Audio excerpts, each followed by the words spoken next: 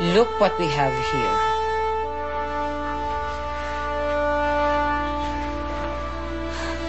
Walang hiyang salve yan. Magpapakasal siya samantalang ako ni hindi ako makalabas dito? This cannot be. Hindi talaga pwede. Hindi ako papayag na maging masaya siya. Hindi dapat matuloy ang kasal na yan.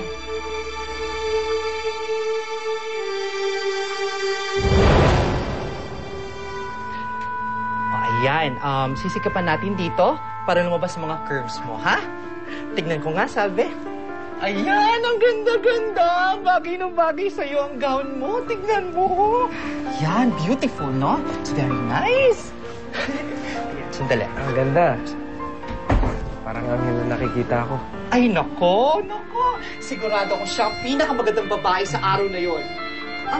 Suot mo na pala yung suit mo, Derek. Oo, medyo mahaba lang sa akin. Medyo maluwang, pero... A-adjust na lang natin yan, ha? Konting adjustment. Sige.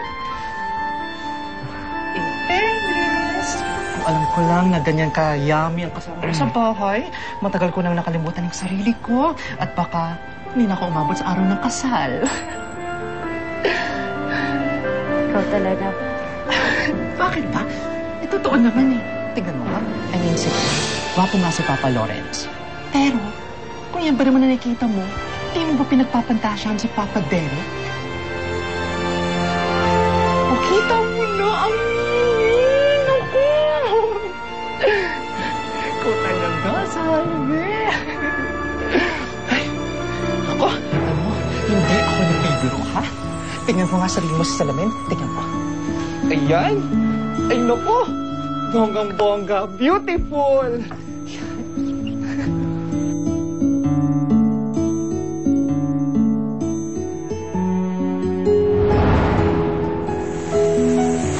Salve, ikaw ang gusto kong babaeng makasama habang buhay.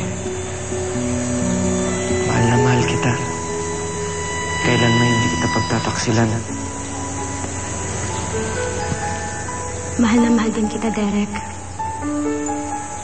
Buong buhay ko ibibigay ko sa'yo. Hinding-hindi kita iiwan.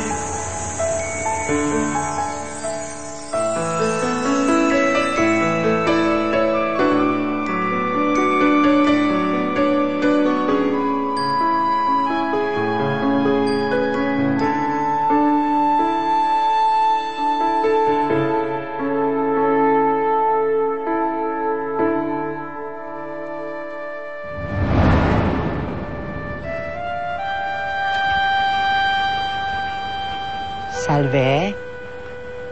Salve? Uy! Mukhang namatanda ka dyan. Pasensya ka na, medyo lumilipad lang kasi yung utak ko eh. Mukha nga eh. Kayo nakapatapos, pwede mo nang hubarin ang gown mo, ha?